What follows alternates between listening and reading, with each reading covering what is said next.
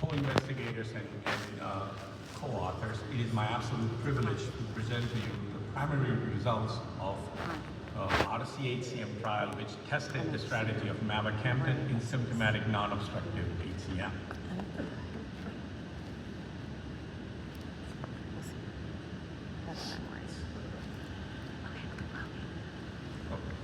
Okay.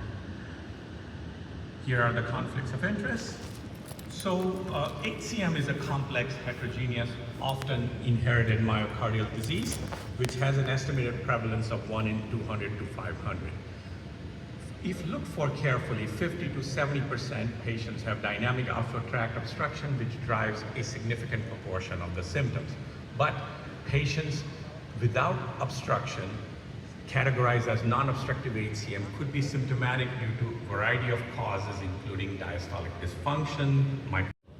Maple HCM up now. Thank you.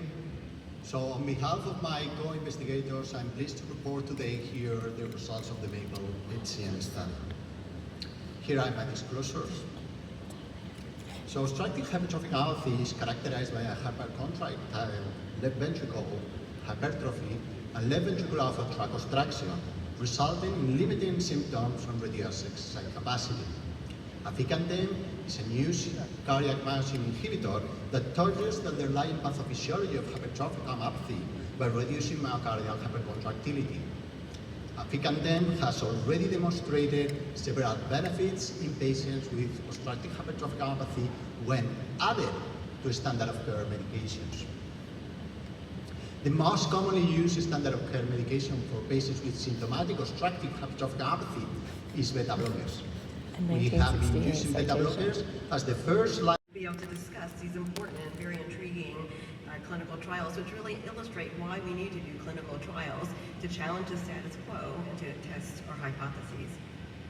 Here are my disclosures. So clinical trials of cardiac myosin inhibitors versus placebo have been highly successful for obstructive HCM. We've had phase 3 trials using mavacamten and aficamten, which have been positive, showing improvement in feel and function as reflected by improving peak VO2 and NYHA class, as well as deferral of invasive septal reduction therapy. Patient-reported outcomes, NT-proBNP, and diastolic parameters have also improved. And in this way, cardiac myosin inhibitors are really changing our practice in HCM. They're the first disease-specific therapy that have been developed. They've been developed based on mechanistic insights and improved understanding of the pathobiology of HCM,